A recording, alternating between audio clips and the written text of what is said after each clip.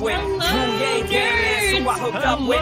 Drew Yang Gang, that's who I hooked up. Yo, there's no place to hide now that he's arrived. I'm saying he ain't playing now with this campaign. Bang, dang, it's in. Drew, come roll with the Yang Gang. Drew Yang Gang, that's who I hooked up with. Drew Yang Gang, that's who I hooked up with.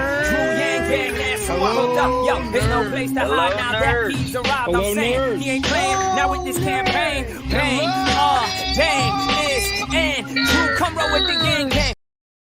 Hello, nerds. Well, hello, nerds. Dr. Eva Lee, welcome to the Nerd Zone. How are you today? I'm fine. Thank you for having me. I'm thrilled to have you. A channel member, Laura Lane, suggested that we invite you to the show. I think she felt that you would have a lot of interesting perspective to share on what you do, and of course the kind of state of the COVID spread at the moment. But before we get into those things, tell us a little bit about who you are. Well, I am a mathematician in training and graduated from Rice University. And I became the first female faculty at Columbia IEOR department and started to work. And most of my work is really on mathematical models and really, truly the nerds. I remember we work all night, all day. I mean, that's the typical, I guess most of us like to really harbor through the night and discover things. And so I think I really enjoy that. So I do a lot of models in many different areas. And at Columbia, I was really fortunate to be trained by the oncologist and radiation therapist people, and basically learning like cancer treatment and everything. And that's where I started with medical research. So, and now I'm the research director in the Center for Operations Research in Medicine and Healthcare at Georgia Institute of Technology.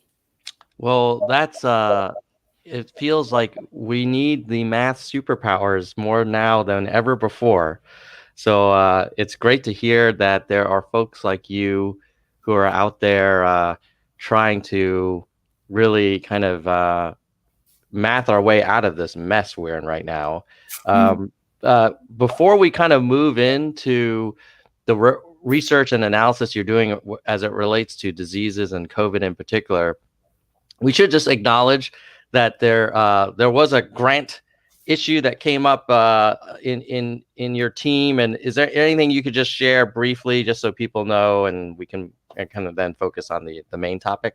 Yes, there was a form that has to be dealt with by the administrator, one form during the annual report, and there was error there. And so I was the PI and I took responsibility for that, yes. Okay, great. So now let's talk a little bit about the use of math for medical kind of analysis and research and public health. I think a lot of people, when they hear public health, they think of people like Dr. Birx or Dr. Fauci talking about how, droplets are kind of transmitted and this and that.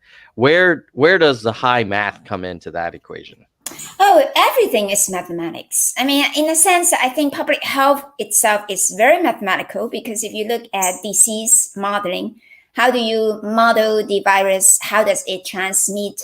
How many people will be infected? What is the probability, right? All of this uncertainty is actually the mathematics, right? The disease model itself, the componental models, those are all mathematics in terms of like ODE, agent-based, network-based. And so I think in some sense, public health gives you an extraordinary wealth of ability to really model, because you don't just model the biological side, which of course you could do that, but in the transmission part, if there's no human, well, then you don't have to worry about them, right? So that's the network part. Like anybody would appreciate, once you actually have to include human behavior and how do they interact with animals, how do they interact with the environment, and how the disease transmit, and like all the content and everything, that becomes extraordinarily complicated. And I think that has a wealth of opportunity for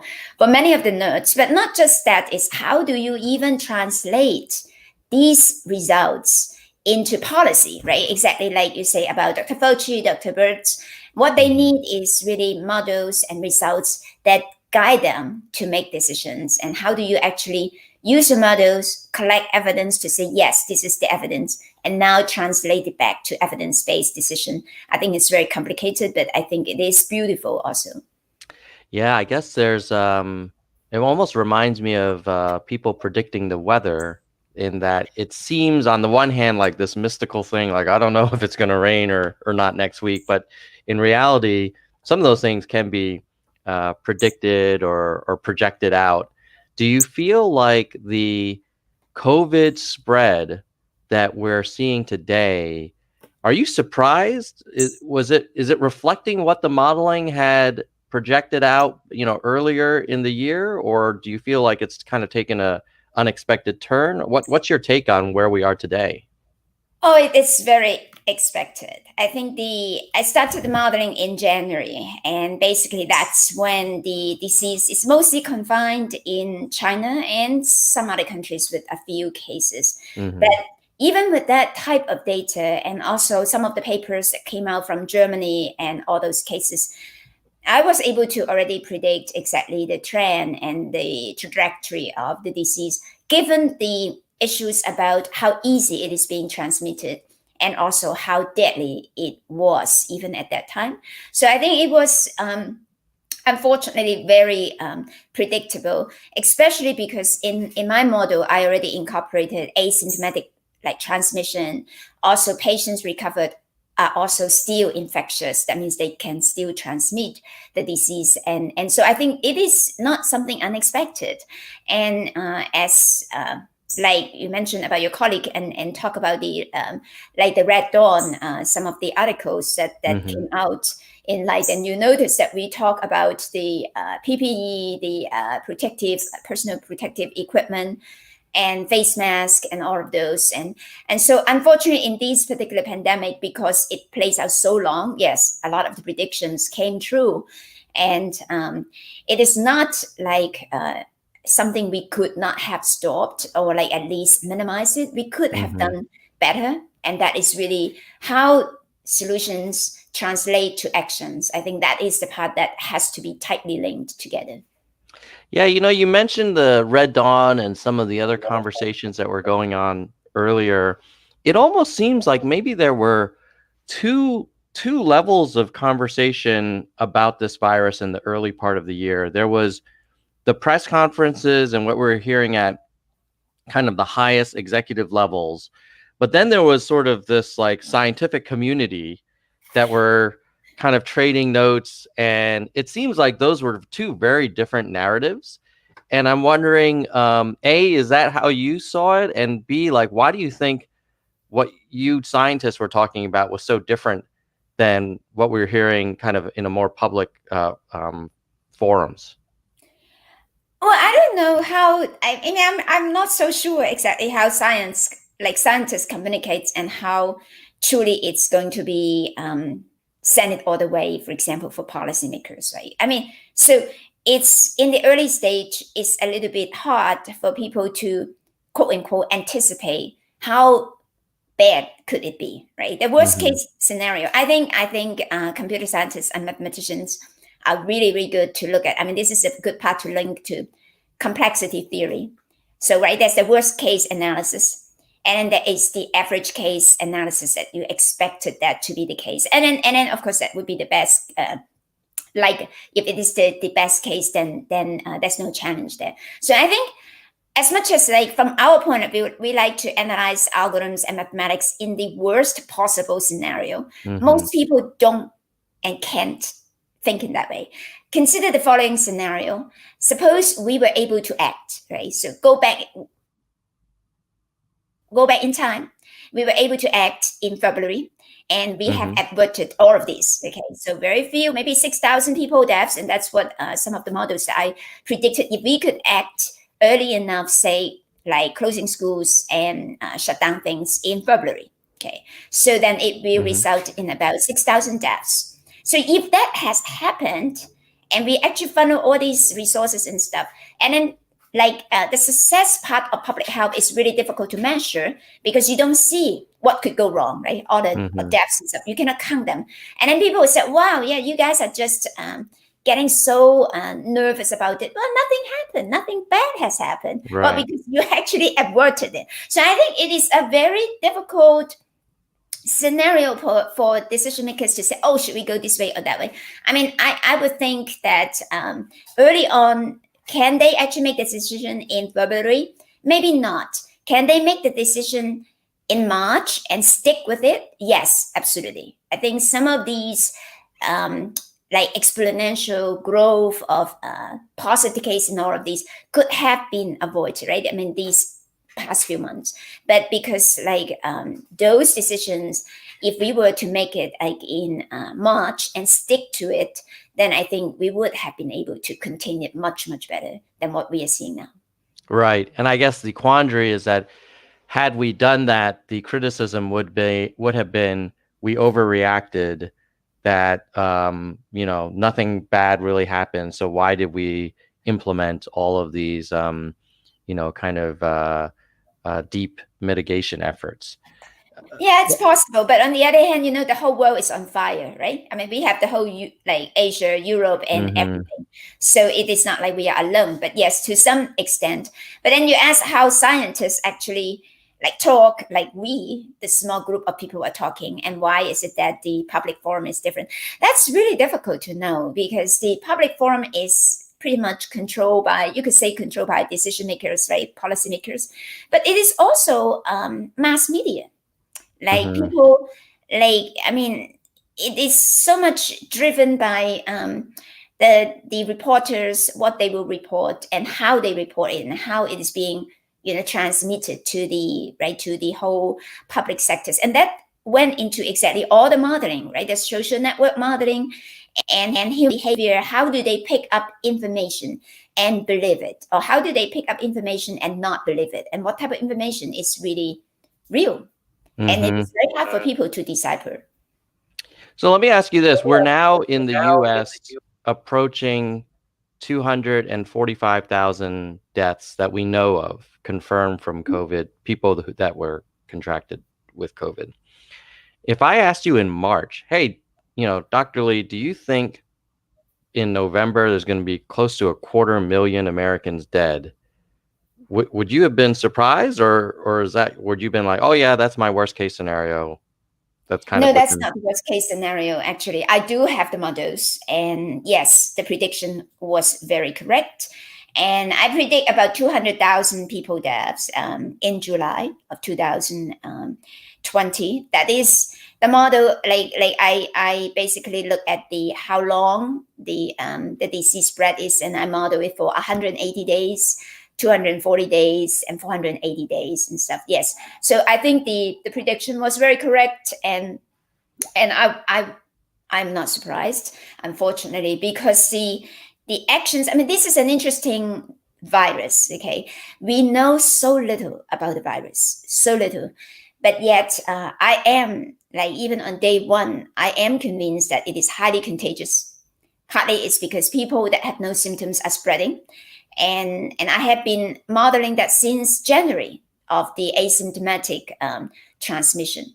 I also was modeling those cases where people recovered and are still infectious. And that's also in January too, because there were confirmed cases in Germany. So if you think about that, a virus where it could spread, not just when you are infectious and all these, but when you don't have symptoms and when you recover, right? The windows of transmission is so large. So that's the first part. Secondly, if you look at China, I think it's people like to, I don't know much about China because I don't have any research activities at all with them. But what is interesting about them, and I really have to look at all the actions that they have done. At that time, it's only the end of January. There is not much action that they have done. But what was happening was shocking. I mean, they closed down the entire city, right, of Wuhan. And in fact, they won't even allow people. I mean, they were not allowing people to go out even once a day to get food, right? They allow only Mm. once every 3 days.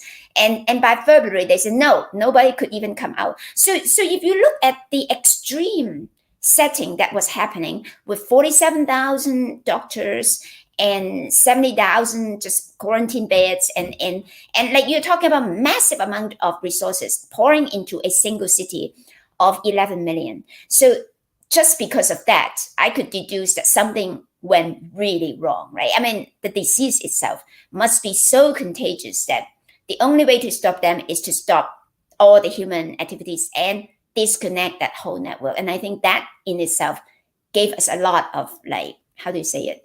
Like hints of what we should be doing. Right. Yeah. I mean, so makes perfect sense that why would China be locking down Wuhan so aggressively if this is just the flu? Mhm. Let's talk a little bit about the future. Well, actually, one thing I want to pick up before we talk about future is you said something about transmission post recovery. I've for sure read reports of um, doctors in the Senate. I think it was from Kentucky saying that, well, once you've had it and you've recovered, you don't need to wear a mask. You can go out and live your life again. I think it was Rand Paul. What's your take on that? Is it like, hey, once you're out of the woods, you can go back to normal, and you're not going to get it, and you're not going to give it away? Well, it's threefold. I think that's a very good question. So when I say post recovery infectious, like it means the following. After you recover from the COVID-19, assuming you get a negative test, right? Exactly like the Mm-hmm. German patient zero. In fact, you can still transmit the disease to others. So that is really critical. And that actually was confirmed back in January. The patient zero contracted the disease from an individual in China, went to Germany for a conference, and suspecting the conference is 21st and 22nd of January.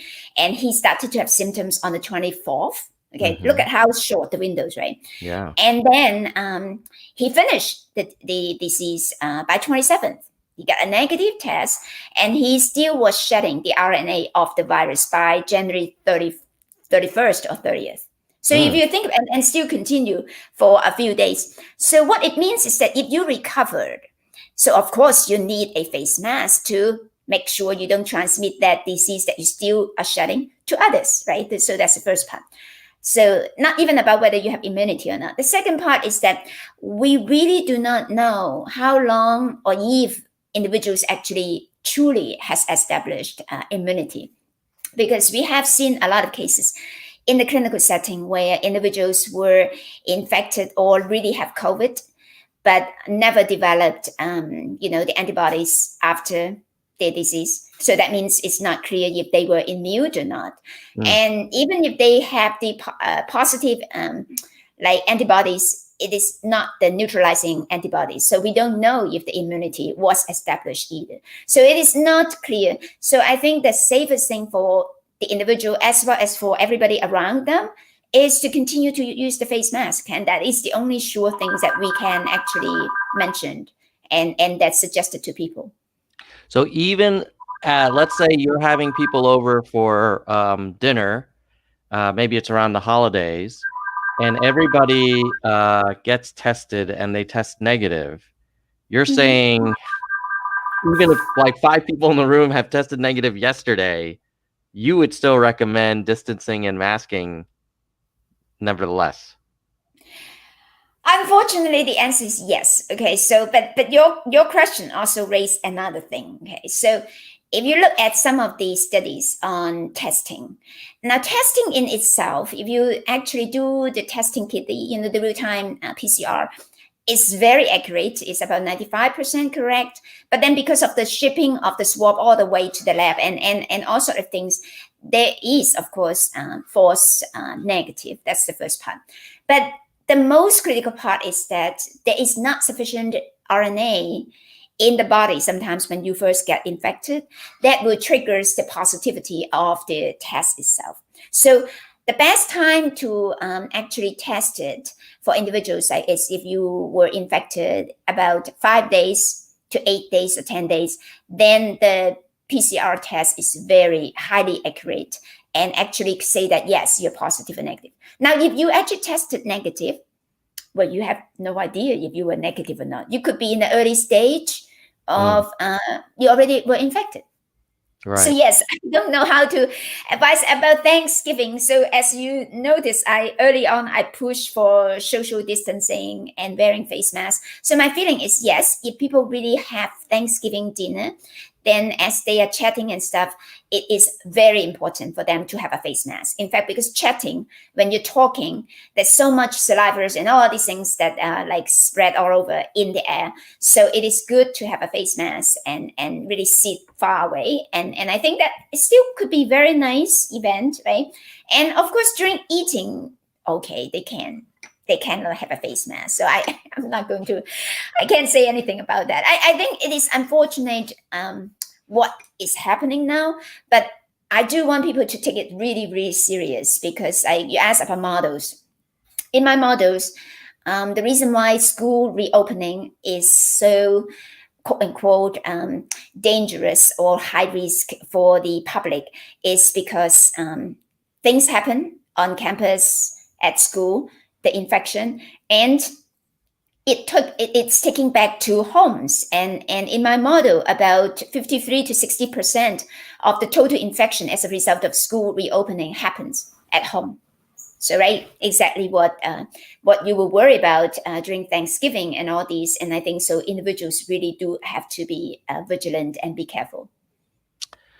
Wow, that's yeah, it's certainly sobering because I was just talking with one of my brothers who was thinking about visiting us, and I said, well, maybe you should get a test before you leave, and then you should get a test after you arrive. But it sounds like you're saying, well, it may take several days. Like if on the plane he contracts it, if he were to take the test the day after he arrives, it may not yet show up. Absolutely. Yeah, that is a very good point. And that's, I mean, if you look at some of the China case, is a very strange situation where they have very young individuals, just 20 years old, have no symptoms whatsoever and spread it to the whole family, right? Family, grandparents, and everyone. And if those people were not sick enough and actually went to the hospital, and some, of course, unfortunately died, these individuals will never be tested because they had no symptoms and they were perfectly healthy. But yet they were shedding the RNA. So it was very clear that they actually have the disease, except that they were not showing symptoms yet. That's just all signs kind of like gave you the false impression that everything is well. Yeah. Well, that's definitely sobering. I guess maybe that's why my wife is Singaporean, and she was telling me, if we go to visit her family in Singapore at during this crisis, that we will be forced to stay in a hotel for 2 weeks. And I was saying, well, what if we just get a test when we land? I guess the Singaporeans don't trust. I mean, they're concerned about the germination and the incubation or whatever. Absolutely. I think the whole idea, I mean, well, of course, if you look at it, even 14 days is questionable, because in some of the studies with the military cadets, it shows that actually we need even longer, maybe 21 to 28 days, which makes it totally not feasible. But yes, I think in Singapore, in a lot of the Asian countries, anybody that come in from other countries will be first of all, of course, screened and everything, and will be placed on the quarantine. And it is a must. So you cannot skip it. And I think that is the difference between us versus some of the Asian countries, or even New Zealand and Australia, which they basically adopted really all the concepts, right, from Hong Kong and from Singapore and everywhere, and they follow through that. Yeah. Now, where they haven't followed through with that is Europe. I mean, I lived in Switzerland for the last 4 years and moved back to the States this summer. When I left Switzerland, it was like fairly kind of contained. It felt like it was plateaued. I was just looking at the numbers yesterday, and their positive infection rate is something like 28% right now. And I was just blown away because that is not like a heavy urban country where there's like massive concentration of people. It's not like a New York City or a Seattle. And then you look at France also, really struggling to get this thing under control. Why do you think it's spreading so fast in fairly undensely populated countries like Switzerland? Like, any thoughts on why this thing is taking over some countries? So, we have these romantic ideas that disease does not spread in rural areas, right? But Right. if you think about North Dakota, is a good example, right? North Dakota is not New York City. And they have like some of the highest infection rate now. And so my feeling is that the human connection, that network has not been really broken yet, right? So I think you will need to be able to truly disturb those networks. And we are thinking New York City naturally at the beginning, like New York City, Seattle, and all of those places, because they are dense. Exactly, there is public, transportation, so it's easy for people to really get infection because you can touch the rail of the public transit and the stairs and everything. Right. Now think about it. What do? We go to grocery stores. People touch everything. Okay, you basically are thinking about you go to the gym, you go to restaurants, and basically every single venue that is open that we are going, if you have the infection, you're going to shed the RNA, right? So remember, this is the most important part that people cannot forget, is that it is not just in the air. It is not just airborne, not aerosolized. It is also on surfaces, right? I mean, look, what is the chance that you go to a grocery store and you touch nothing? It's not possible. Zero. You have to touch something, because that's the reason why you go to the grocery store, right? I mean, you go there to pick up stuff.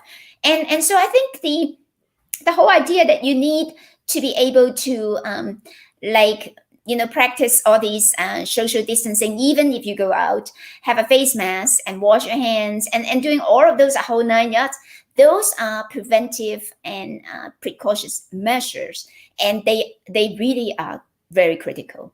So without those, you will not be protected. So it does not really matter how sparse we are, because there are points of interaction. And that is exactly related to why we have to close, right, the bars and nail salons and all of these things, because it's such close interaction of individuals. And I think that is the part that people need to understand. It is not so much, oh, I'm going to go down to the store and pick up newspapers, right? It sounds so innocent. It is not like somebody's trying to just go there and speak to a buddy and have drinks and share everything, right? So that's not what their intention is, but what has happened or what is going to happen, unfortunately, that is just how the virus spread. And the virus has no eyes. Whatever media that could spread, it is going to take advantage of it. And that is what we are fighting against. So that supermarket scenario, I mean, I guess if I go and grab a gallon of milk with my hand, I guess I had assumed that, unless someone coughed on that milk jug, how is the RNA going to be on there? And won't it die after a period of time? Or no, they could have touched it. They don't need it. When people are shedding the virus, they don't just shed it from the cough, right? It's the body, right? I mean, it's shedding everywhere. So they could have touched the handle of the milk. And yes, okay, if they sneeze, then that's very obvious. But no, you cannot expect that somebody has to physically sneeze or cough on an item in order to have the RNA. No, everything you touch is that simple. That is all that it is. Well, how long will it persist on that object after an infected person who's shedding has touched that object? So early on in the study, the Princess Diamond Princess, in the first week of February, that was left in Japan, 17 days on the surface, the virus remained active. look, this is very unusual. Okay, I mean, I know it's, and then there are measurements of how long it stay on wood and on metal, carpet, and everything, several days. But there's also an interesting study that came out in March, and it also shows that if somebody is infectious or if somebody has COVID, 70% of the environment is filled with those viruses. So all the residue of the RNA. So it means it's really, really, if you look at it, right, it is highly contagious, because it's also all these spores of the RNA of the virus is everywhere. So then this individual go to a store, and surely they are going to share it, and they continue to share it. And so not is that the good thing is that the beauty is not like 100%, right? If you touch that and somebody else touch it, that does not mean that that individual is 100% sure going to be infected. But there is a certain probability, but nonetheless, it is not zero. What do you do when you need to go to personally, when you go to a grocery store and you need to pick up items? I mean, 17 days is a long time. I mean, some of that food won't even be good 17 days from now. No. Like, what precautions do you take?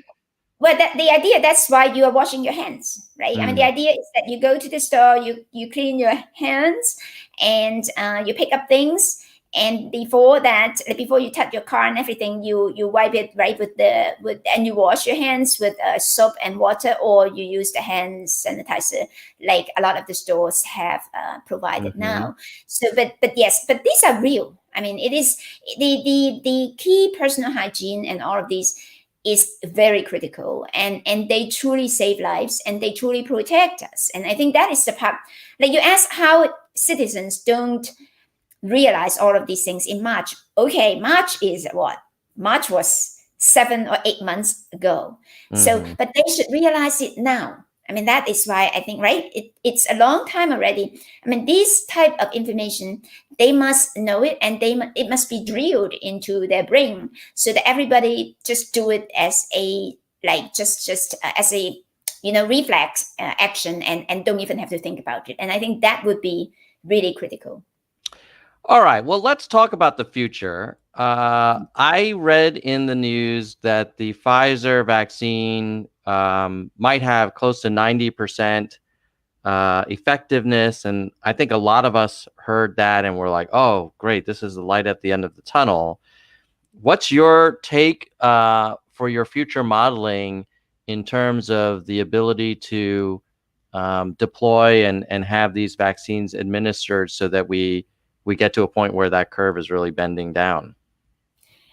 Well, first of all, I think the Pfizer data of 90% efficacy has to be really validated. That is the first step. We don't know. I think I was surprised. I mean, it's good, pleasantly surprised, but I'm skeptical, because I really do not know what type of data that they have collected that support the numbers that they are providing. Okay, so at the moment, nobody has seen the data. And since this is still a clinical trial, so they're still measuring the efficacy. And really, we don't know the effectiveness yet until they are actually giving, putting it out to the public, and everybody is taking the vaccine, and they're starting to investigate the effect and all of these. So those things are still unknown. So, but I mean, I think it's great to have hopes. I think vaccine, the whole idea of vaccine is to be protecting individuals and minimizing transmission and reducing deaths and everything. So I think that's extraordinarily important. But there's still a lot of work that has to be done, and we need to do the vaccine immunogenicity prediction. That means we have to figure out how does individual respond to the vaccine, and who should get the vaccine and have the immunity from it, and who are the individuals that won't benefit from it, and all of those has to be studied, and that will take months to analyze that. And so at the moment, I think it's exciting, but we don't know. I still like to see the data. I think we already modeled the vaccine distribution. So I have modeled the vaccine distribution and working with CDC on a lot of the mass vaccination events, because that's what a lot of the work that I have been doing for the last 15 years is on mass vaccination and the distribution and all of those logistics. So the CDC is in really large-scale training now, which is all great. So the chance that but even if the effectiveness is not 90%, even if it is just 50%, it will still be useful, right? So that has to be acknowledged. But now the challenge is, how are you going to distribute it from the farmer to the dispensing site, the place where you're going to vaccinate people, because you need a very specific cold chain that the vaccine has to be stored at like minus 80 to minus 100 degrees Celsius. So you're talking about a lot of challenges, and they will have to overcome that in order to be able to really provide the vaccine, and then really come back with a study to figure out how effective is the vaccine itself. So very complicated. So yeah, like let's park the cold storage stuff for a moment, and for argument's sake, let's assume that we're able to figure that out, which I acknowledge it sounds like it would be unprecedented. How long would it take to get most of the country vaccinated in your modeling? How long do you think it would take? So I allow 10 days. So very massive. For example, in San Diego, they need 43 dispensing sites, and they will do it 2 shifts per day, 8 hours per shift. So, and I have to say the public health are trained in that. They are very, very good in this and outstanding in this process. So that part may not be as big a problem as it is. So I optimize the manpower for them. And of course, one has to be really careful, because this is about a pandemic, right? Something that is highly transmissible. So when people come into the dispensing site, it will just be a drive-through. There is still a possibility that, people may get infected, right? I mean, we never know if PPE and all of those will be perfect. So there's just still a lot of things that has to mesh together to make it work. But yes, it will be a massive vaccination campaign. But if you also think a little bit harder, is that Pfizer and all the vaccines require 2 doses, the first dose, and in 21 days, you have the second boost. Johnson & Johnson is the only one that use one dose only. So I think when you need 2 doses, that's also complicated, because you don't know what is happening in between the first dose and the second dose. And if individuals are still healthy, or if they got contracted the disease between the first dose and the second boost, what does that mean, right? So there's so much uncertainty to it. You cannot ask the individual, now that you got the first dose, stay at home. You can't. Not 21 days. And so I think there's a lot of worries. Like in our model, I built those into it and trying to figure out what is the best way to handle all these uncertainties so that we got the best, impact from the vaccination. Do we have any data on the 91% effectiveness, what that would translate to for just after you get the first dose, or is it like it goes from 0 to 91% after the booster? No, actually the efficacy is 7 days to 8 days after the second dose. So that means you get the first dose, you wait for 21 days, you get the boost, and then 7 days or 8 days later, you start to have the immune protection. So it's 1 whole month after the first dose. Oh, so you're not like, you don't have much benefit after the first dose. You have to wait. Not yet. No. But, okay, so that's interesting. You said something, did you say you think that we could actually get most of the country vaccinated in 10 days if we wanted to? In terms of at least the first dose? My goal, yes, we can do it. So because that is what we trained, and that's a big part of my work is on that exactly. Wow. Is I designed a system for CDC, and also we work with the White House at that time, and basically it's mass dispensing and set up those drive-through clinics and for contagious disease like this. And that citizens come in, and we basically optimized it so that we can, for each of the location, we will be able to finish. So that means the first dose, as you notice, right, because it takes 1 whole month to get the immunity. So you better finish it fast. So basically you start vaccinating people, and you want to be able to finish the first dose within 10 days. And then 21 days later, right, everybody just follow their schedule. like, when they finish the first dose and then 21 days later, they come back and for the second boost. Yes. Now with the cold transport stuff, do we know if, a few hours between the pharma production facility and the area of the dispensing kind of facility, if it's just a few hours it went to like minus 70 degrees, or they left it on the back of a truck a little, like for half an hour longer than they expected, is that really going to affect it? Or do you think it's so sensitive that it is extraordinarily sensitive. It is extraordinary because this is mRNA vaccine. So it is very sensitive to temperature and absolutely cannot be left in the truck for below. So in the truck, so like in the truck that actually shipped from the farmer to whatever place, right? Or could be the vaccination place. Those trucks have to be specifically equipped so that they have the refrigeration and that it has to be at least minus 80 degrees Celsius. Okay, so it is a must. Okay, at the moment, I haven't seen any data that indicate that they could be below that. I mean, they could be like above that. Right. And so now your question is if it is in minus 70 degrees for half an hour, I think it would have destroyed most of the vaccines. So, I mean, because that's 10-degree differences, right? And half an hour is a long time. But even that, I would think it's even more sensitive than that. So we don't know at the moment. I think that is a challenge that has to be overcome. And because the Moderna vaccines also is mRNA, it also requires the same type of refrigeration. So it's a very, very interesting or very challenging situation that we are facing because we basically have to really keep them all in dry ice or like ready, and we don't have enough of those for the massive amount of vaccination, like the vaccines that we have to distribute. So yes, it is a real challenge. So do you feel like we have enough infrastructure in terms of the refrigerated trucks and storage facilities to hit that 10-day goal? Oh, within that 10-day goals, you mean? Well, look. Now we're thinking about just the first day, right? I mean, if they could handle the first day, I think the massive transportation capability, yes.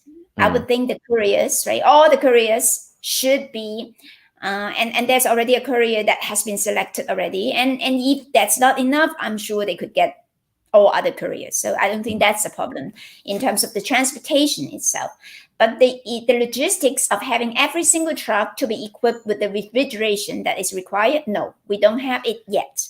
So now we will have to race around the clock to get it, like basically feeding all the trucks with the refrigeration and ensure that there is no, ensure that it could sustain that for that period of time and that it is safe enough and then there's no faults, right? There's no faults in the system so that the temperature will not just drop, but there will be an alert system where if anything happened, it will alert the handler and be able to do some remedy against it. Yeah. Laura, who helped set up this interview, had a question in terms of, well, how many people need to get immunity via either vaccination or natural infection so that we reach this kind of equilibrium where, in theory, like we don't have to worry about new spikes? I mean, I guess part of me feels like, well, if you believe that it's 90% efficacy, and if you believe that we can get the transportation and logistics kind of successful, and then and people do opt in, I mean, if you got like 80% of the population to go to those drive-throughs, you're in a pretty good spot. Or how do you think about that? Yes. If you get 80% of your population, now remember, it is different for every single place, right? So when you talk about herd immunity, you're talking about, well, I have a whole bunch of people, and some has immunity, and some has never been infected, and others were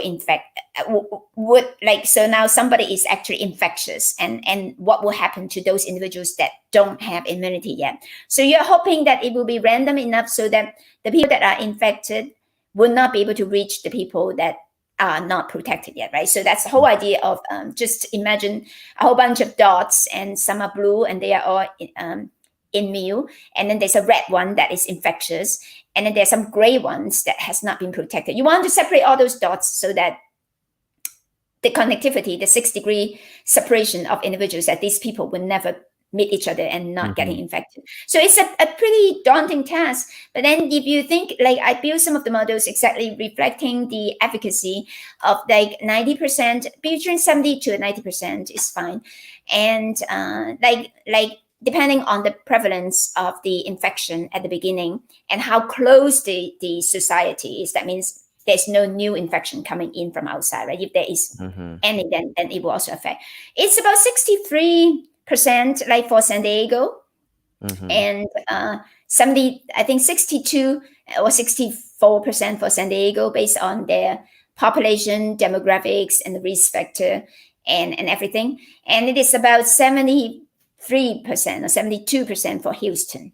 So that's, again, depending on the current prevalence and also the demographics and how people interact, and all sorts of social settings. So it is different from different place, and so that's important to know. So that's why we cannot just answer that question in a blanket statement saying, oh, we need how many. Now, if you say we can actually vaccinate 80% of Americans, absolutely, we will all be protected.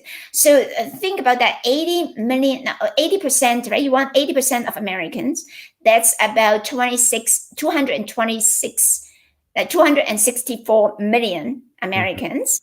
And that will be 520 million doses, right? But it's a lot of doses. Yeah. I'm not so sure we have those. I know the goal is for us to have, to cover the entire population by next spring. That is very optimistic. And I don't know if we have that many doses. I don't know the effectiveness. And if they're not too effective and if they're not long lasting, then you know what happened, right? Those that get the vaccine a few months later, they will be prone to be getting infection again. So there's a whole lot of things, layers of issues that come with it. So my feeling is if people get vaccines, they continue to use face masks and they continue to be careful, then I think they are in very good shape. Oh, interesting. So you're suggesting even when you get vaccinated, and even if you waited 2 weeks after the vaccination, you would still want people to wear face masks? Yes, I do. Ah. And that's because you're not sure if the vaccination will either work, or it may work but then wear off over some period of time? It's possible. And simply we don't know who are the individuals that will be benefit from it, right? Even if it is 90%, there are 10% of the individuals that have no effect. And do you know that you are the one or someone else is the one, right? We don't know. It's exactly like the infection. I mean, we don't know who is going to get infection or not. So the chance will still be there. But because you are protected, quote unquote, then all of this add up together and make it better, right? It make it a little bit more tight, seal, and that means that gives us a better chance to contain the disease and basically wipe it out, right? So that's the key. We have to make sure that there's no more transmission, local transmission. Then that would be a success for us, and we could be very happy.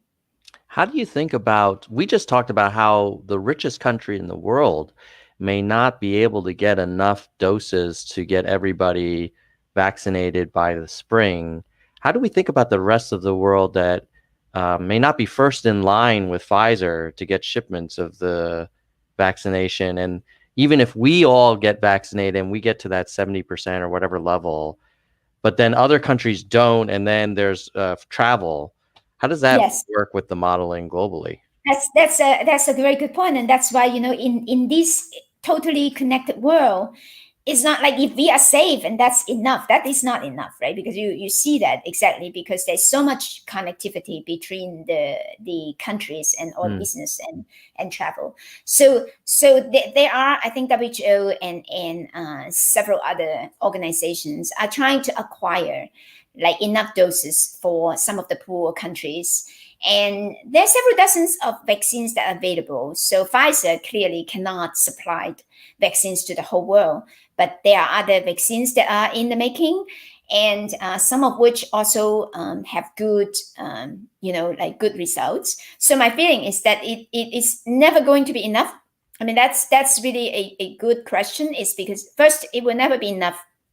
And so the personal protection is remain to be very important. So if you look a little bit further, like, when we travel, I mean, we are pretty spoiled. At least in the United States, we were really quite safe from SARS in 2003.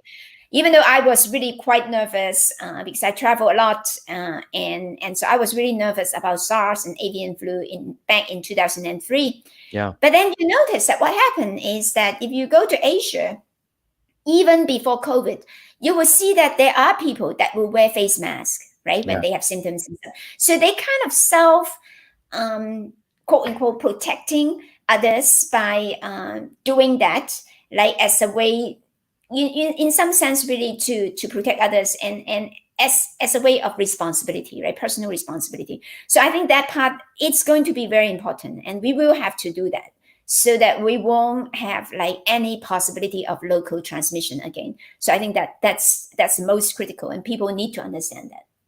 How does your modeling work within the U.S. if some parts of the country do opt in to getting vaccinated at high rates, but pockets of throughout the country elect not to?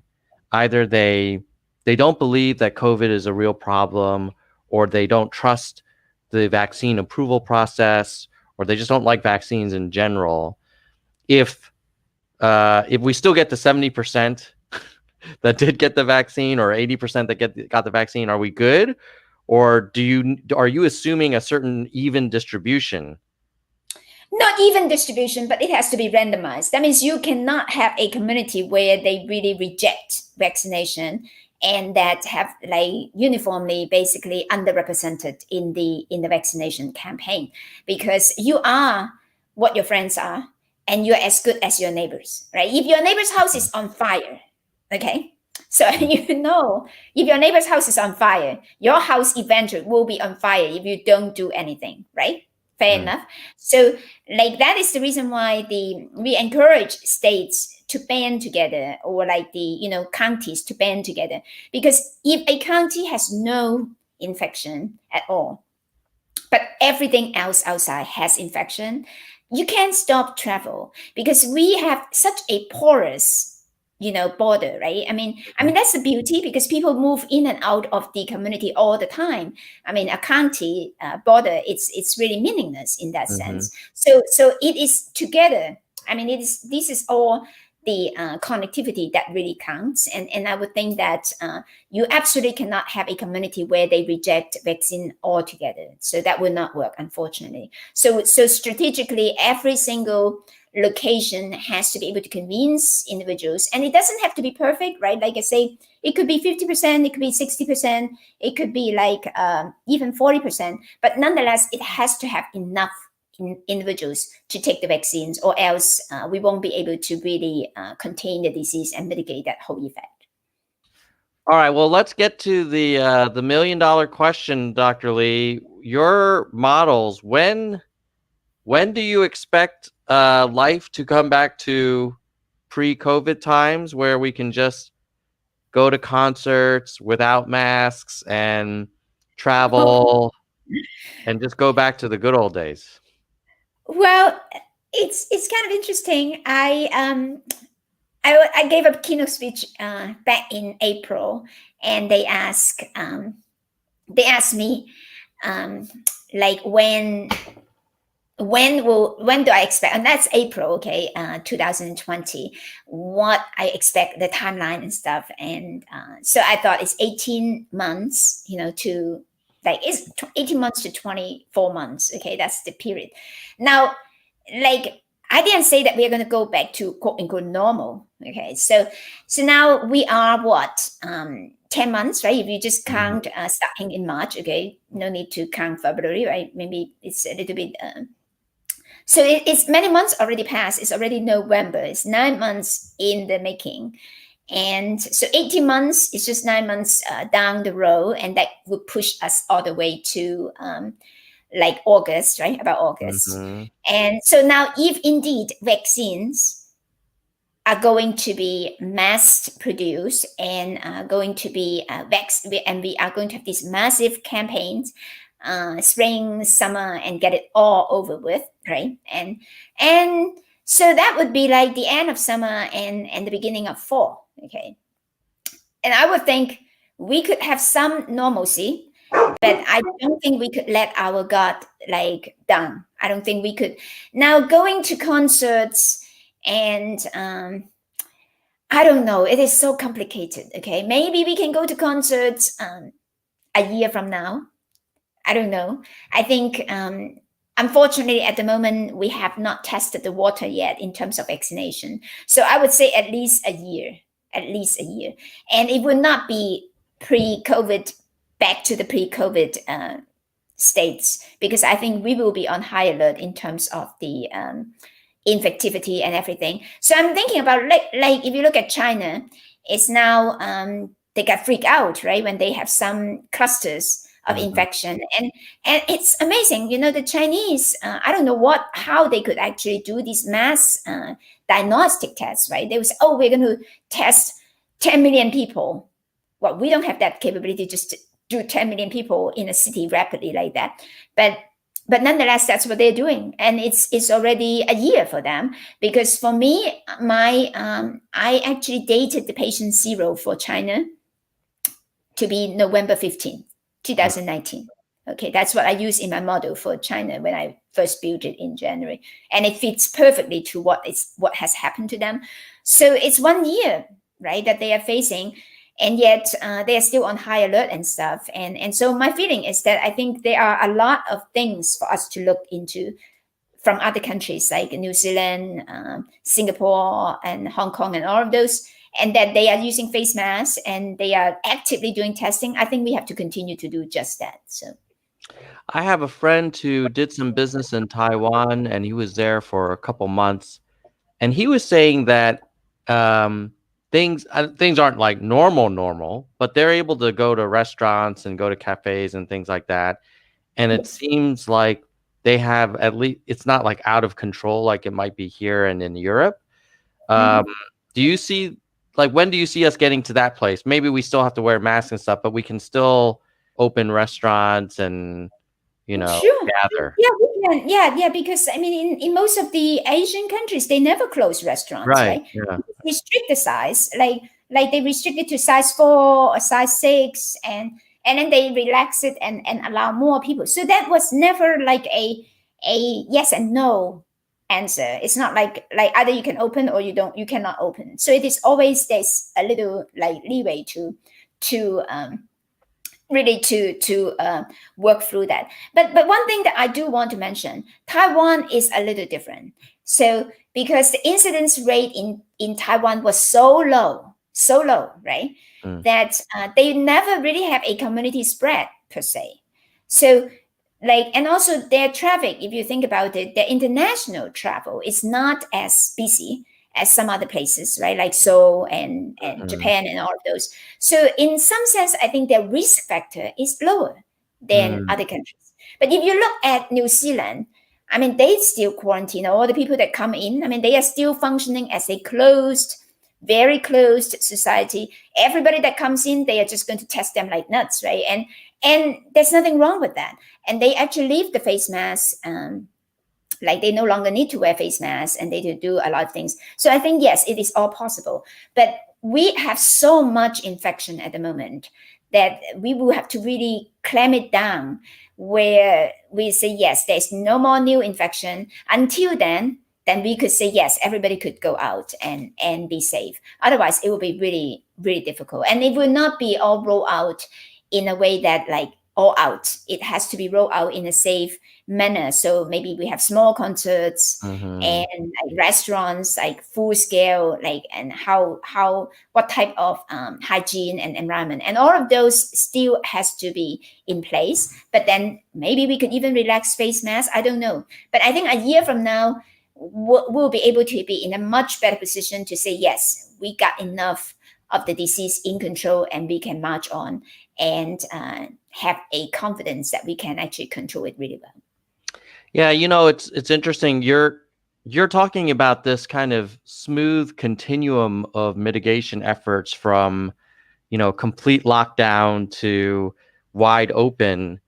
And, countries can kind of pick their place depending on what the data indicates and how big of a problem it is. That is not the narrative that we have been observing in the US.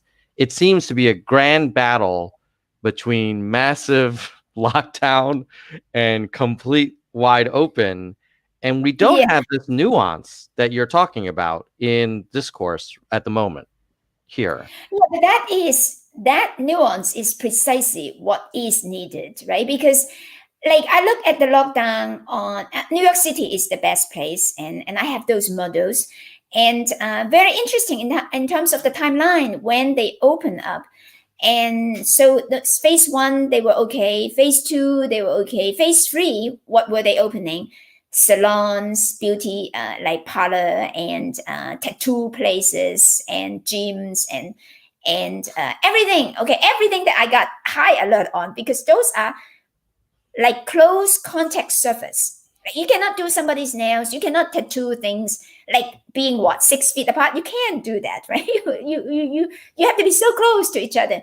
And so they actually, after phase three, when they actually start saying, oh, we can have like little concerts, like they start allowing small like sports events with no audience, like with no spectators, and then it didn't, right, and then it steadily increased. So those type of things are very important. So if I have to be so careful, like if I'm going to close all the gyms and the bars, and like if people are drunk, they're not going to be social distancing, right? I mean, all of those are really sensitive areas. But if I could actually eliminate that, so forget about those things and never open them yet, then I can enjoy like eating out in a restaurant, right? So that is the sacrifice. Maybe we have to use that word now. It's like if that is the social sacrifice that individuals have to do so that they could actually really enjoy sit-down dinner and be able to enjoy certain things, then they have to make sure that other things that are more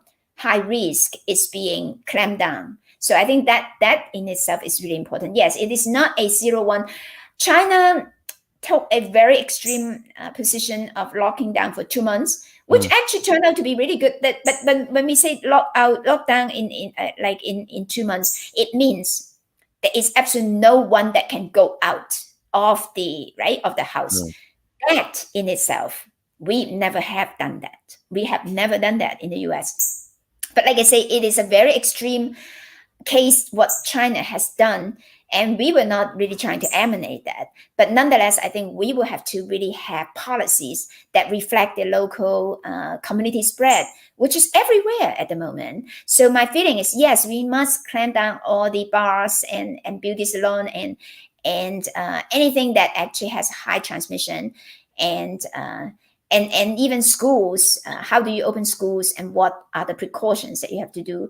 All of those have to be well thought out. It is not because every one of them is going to overlay with each other, whether it is effective helping or it make it worse, right? So all of those are like really a systems that we are looking at, not just individual effects that we are looking at.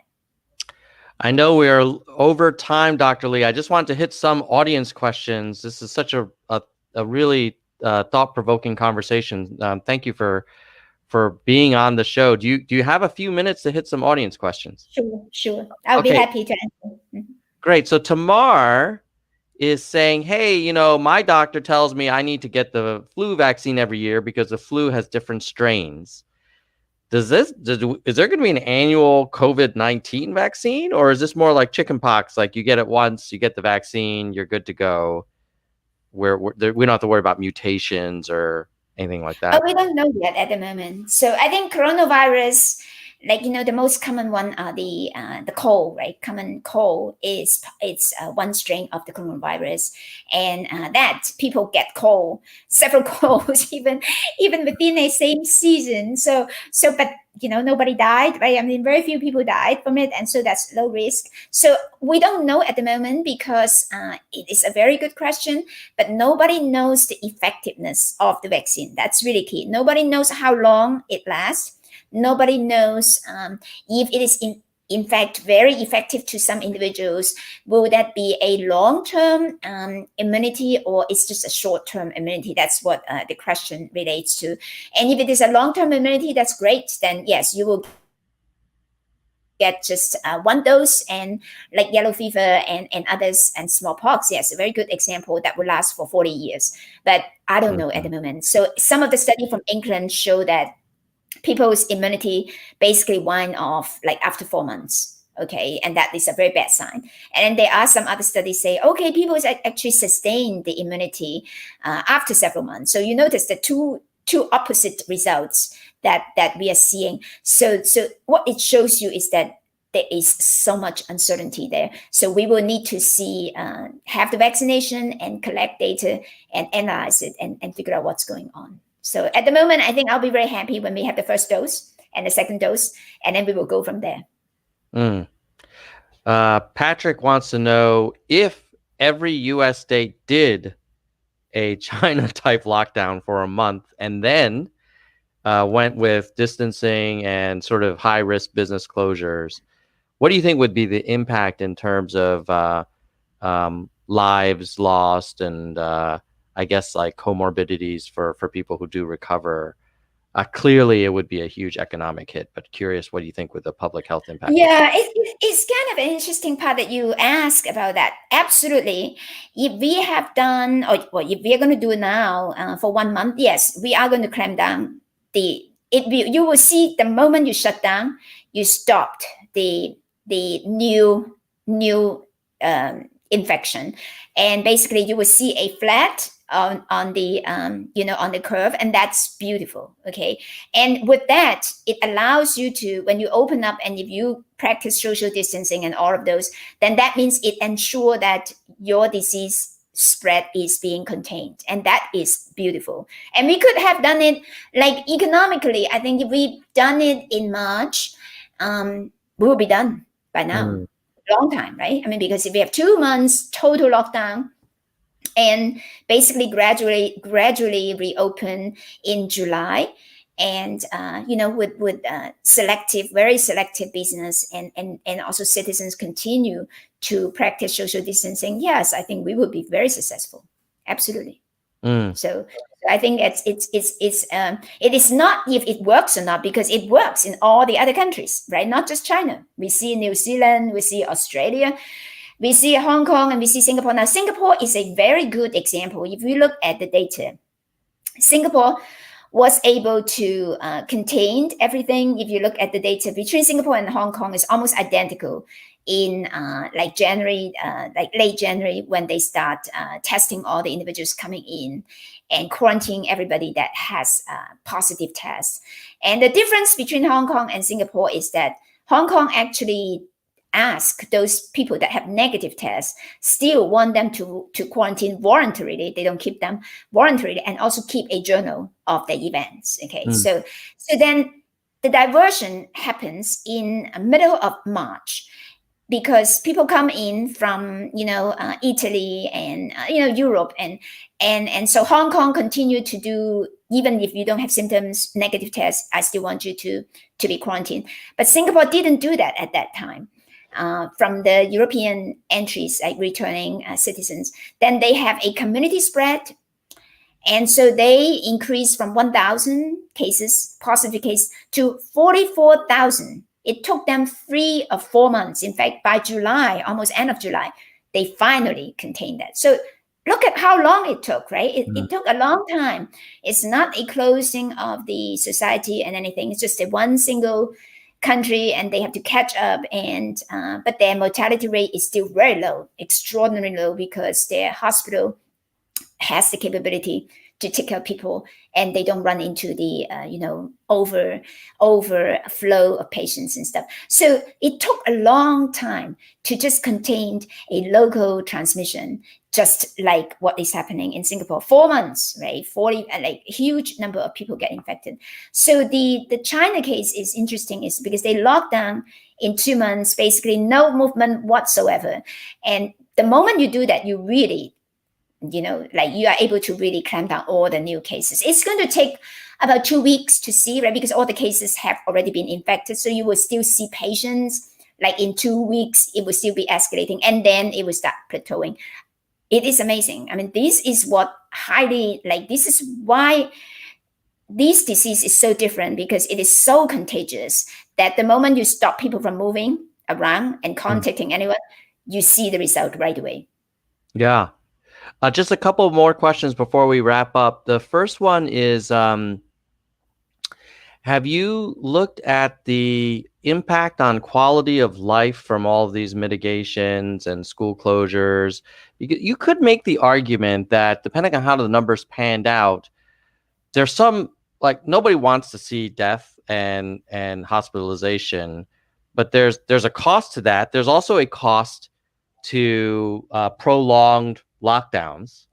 And do you feel like the math works out such that you can find like an optimal place for maximizing kind of utility for humanity? And that's really good. I mean, what you ask is precisely the trade-offs, right? The trade-offs. And so if we are willing to shut down at the beginning, like, even like March is not too late, or even April is not too late, but the sustained time has to be 2 to 3 months. It has to be that, so that we are able to contain the local transmission, right? Because the local transmission is what causes us problem. So I would say, well, you think about it, if we stopped every single activities in April, let's just say we cannot act so fast. Okay, just April. So April, May, June, 3 months, no activities whatsoever. And then starting to open up. Now, this is actually perfect timing, because then we start, you think about schools opening is somewhere, right, in July for little kids, K-12, and for universities is August and September. So that timeline is actually perfect. What happened perfectly worked out for us, and very cost effective.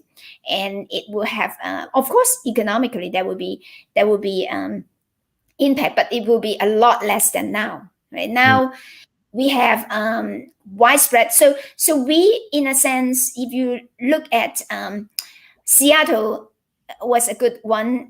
If you look at the newspaper, Seattle say that we feel like we are going through March again, right? I mean, they feel like, and look, this is horrible. If we are starting all over again as March, that means all the suffering that people have in lockdown went to nothing, right? I mean, you see what is happening. So because we are dragging on that, and that was a pity, because the moment we actually shut down, we need to sustain it and see the effect and roll it out in an intelligent way.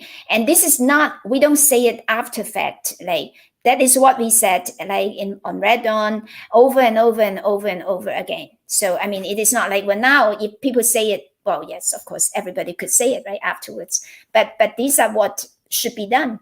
And unfortunately, New Zealand, look at what they did, right? Just several cases of COVID, they locked down for 46 days, right? I mean, you can say, oh my God, they are really, really nervous and stuff, but look at what they enjoy now. I mean, they don't need to do anything, and they really truly enjoy almost everything to pre-COVID, exactly like you say.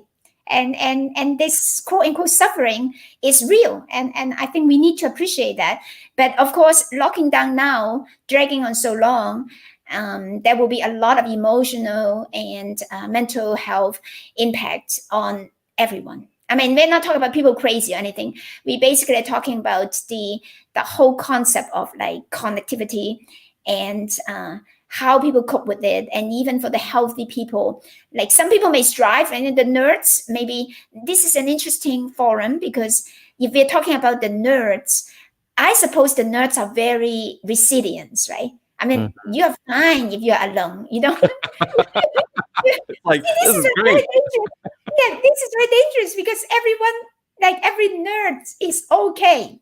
All right, but you cannot deny that they are not like the society. 99% of the people are not nerds. Okay, so they need some form of connectivity, and to that extent, yes, everybody has been affected. Unfortunately, I think there will be a lot of healing that has to be done.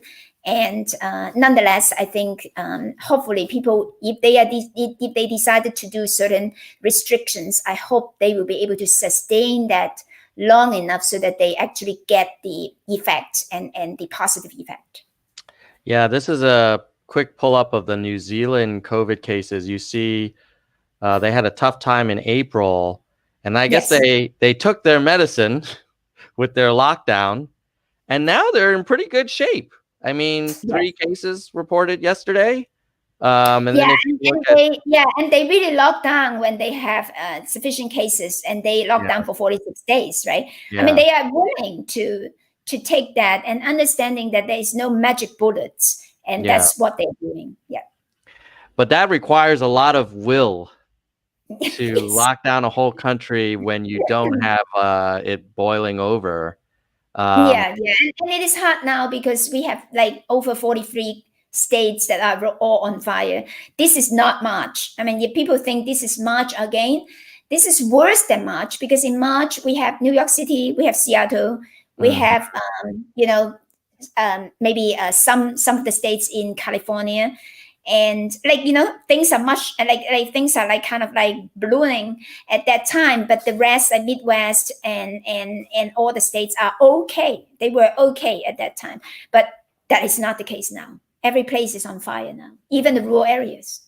yeah, yeah, completely lines up with the data that you see in the news all the time, and the latest stats. Like this is not just a Seattle, New York problem.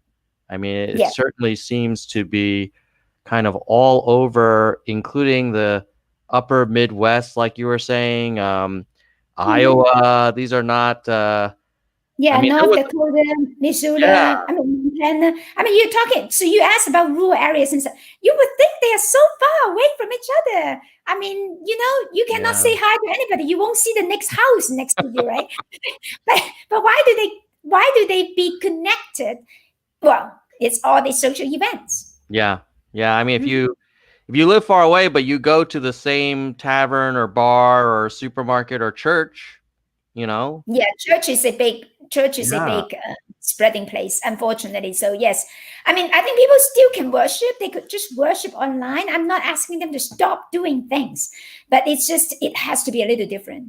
yeah.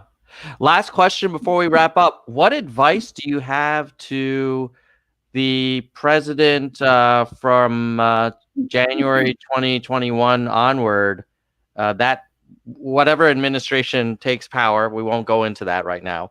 What advice would you give to the task force to proceed? Well, I think I would advise them to really make decisive decision, like timely decision. So when it comes to public health, timing is the most important part. It's like, for example, like it is not whether we should use face masks or face covering or any of these, right? It is that we should use it then and there, and it cannot be delayed for 6 months. Absolutely, Mm. the actions that need to be taken has to be executed early on because the disease growth is exponential. I think that is the part that people need to understand. The other part that I really want people to understand, death is not the only metric, because I think sometimes people may be mistaken to think, well, we don't see a whole lot of deaths and it's not like in March and we are okay. No, this is absolutely not acceptable. If we are just going to count death, because the hospitals are all packed up. So that means any patients that have basically regular disease will not be able to get care, right? So then their quality of life is diminished too, and they could die because of their illness. That's one thing. But the other thing is, can you imagine people that have the illness and recovered and huge number of them has damages in the lung tissue, in the heart tissue, in the brain tissue, right? I mean, now you see a lot of studies from England that's saying about people have cognitive problems. 20% of them will develop depression, and then 80% of them will actually have long-term issues about concentration and all of this. What are these? These are long-term chronic disease. And so it's not like we can count people, oh, they die, so we count one. Well, how can you count that? I have kids, 16 years old, invalids that no longer can run. I mean, they don't die, but they cannot concentrate on the study because their brain is affected and the lung is affected. So those type of like measures, and like I say, it's not just life and death, right? Again, it's not like a 0-1 thing. It is like even they get infected, there is negative effect, health effect, and I think that part is very important. And I need whatever administration that is taking the leadership, I need them to understand that, and I need the public to understand that, because that's the part that I have been talking about like for the last 9 months. And there are people, of course, realize that, but it is not in the public discussion. I don't think people realized it as much as they should. And I think that has to be pounded into their head so that they know why they have to wear face covering, they have to wash their hands, they have to do all of those, because that is to protect them, not just from dying, but from having all the, the long-term chronic illnesses that they should never have. Yeah, we had Dr. Sukar on a few months ago. She's a pulmonologist, an ICU doctor trained at Johns Hopkins, and she was talking about your exact point, that you may survive, but you will have long-term impacts. They're talking about, well, next year we may be talking about COVID lung. You could look at someone's x-ray and know, oh, that person had it last year. And athletes who are having difficulty walking 10, 20 feet without losing their breath, cognitive issues. So touting the kind of reduction in the mortality rate is doesn't really capture the quality of life, long-term impact. And absolutely, again, this is a nuanced conversation that is absent from the national stage, at least the leaders that I watch from both sides. I don't feel like the American public is really ready for this like multi-layered analysis. I hope we get there. And I'm really grateful, Dr. Lee, that you're out there trying to spread the word and make people aware of these intricacies and these interdependencies and these nuances and kind of continuums of results. And hopefully we all come together soon and have the will to take the right decisive action. Certainly we don't want to overcorrect, but I guess if we keep undercorrecting, then we might be here a year from now talking about the same thing. Yes. And also, I think at the end of the day, every citizen counts. I think people don't realize the importance of their participation and the importance of like they as an individual in this whole system, right? It's not like, oh, well, everybody can wear face masks, I'm not going to wear face masks. I mean, it is not like that. They should realize that if there exists anything that require them to do and that they contributed to the society, this is one of those rare moments. And like I say, this is the pandemic of our lifetime. And I know somebody said, oh, how do you know that is the case? Or maybe there will be worse pandemic. My gosh, we have not finished this one yet. Okay, so I think this is absolutely the worst that we have experienced. If there's another one that is worse, okay, fine. Maybe we would be better next time. But I insisted, we cannot just be better next time. We better be better now, right? That now is most important. And I think that is what every citizen need to understand that. And even for Thanksgiving, like they could have done so much to ensure that there's no exponential growth, and they have to do it. Yeah. Well, Dr. Lee, you've been really gracious with your time. And I think a lot of people from the chat, I could tell, were really, impressed with your knowledge and have been taking a lot of this to heart. And so folks, if you're watching this live, or on replay, please like and share this with your friends and family. I think more people need to hear the long form conversation about this. It's not just something you can put on the back of a bumper sticker, and hopefully we can all pull together, because we're all in it together. We're all part of that same network, and Yes. you know, we will survive or not as a country and as a species. So fingers crossed that people take heed. And Dr. Lee, hopefully we can have you on again, maybe when we talk about the retrospective on how we cracked it and how we solved this problem. So we can think about kind of the 10-year outlook. But in the meantime, I'm going to thank you again. And with that, we're going to say goodbye, nerds. Well, goodbye, nerds, and thank you for having me. Thanks. Take care. Bye.